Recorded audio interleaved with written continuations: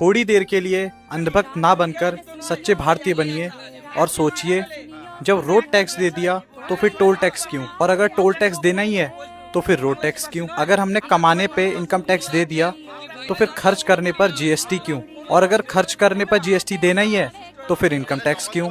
और अगर हमने इनकम टैक्स भर दिया तो हमने जो एफडी करके पैसे रखे हुए हैं बैंक में, उन पैसों का जो ब्याज होता है उस पर टैक्स क्यों? इस कानून में ये जो टैक्स का मकड़ जाल चल रहा है ना, इसके खिलाफ आवाज उठाइए। मैं बार बार कह रहा हूँ, जब तक आप इन 5 साल के लिए चुनी गई पार्टियों की अंधभक्ति करेंगे तब तक भारत के सिस्टम में रिफॉर्म नहीं होगा, व्यवस्था नहीं सुधरेगी। इस घटिया टैक्स के मकड़ जाल से एक आम आदमी परेशान है, एक मिडिल क्लास परेशान है, एक व्यापारी परेशान है। तो किसी भी पार्टी की अंधभक्ति ना करते हुए इन मुद्दों पर सवाल उठाइए।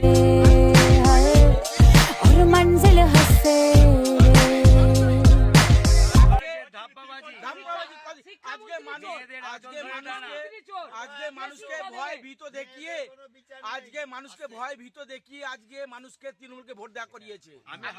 আমি আগে ইলেকশনে আমার মা ক্যান্সার পেশেন্ট ছিল, দিয়ে গেছি, যে যার ভোট করে গেছে। হ্যাঁ, আজকে আমার মা ভোট দিতে পারেনি, ব্রাশ করতে করতে গেছে, বলছে যে ক্যান্সার পেশেন্ট সে ভোটের জন্য এসেছিল, সে ভোট দিতে পারেনি আজকের তারিখে, সেদিনকে আগের ইলেকশনে সে ভোট দিতে পারেনি। কেন বলছে ভোট দিতে পারিনি? ভোট দিতে পারিনি আমরা, আমি নিজে ভোট দিতে পারি। বাংলা চাই, চোর মুক্ত বাংলা। একটাই কথা, চোর মুক্ত বাংলা। চোর মুক্ত বাংলা চাই, শেষ কথা যে বাংলা চোর মুক্ত হোক।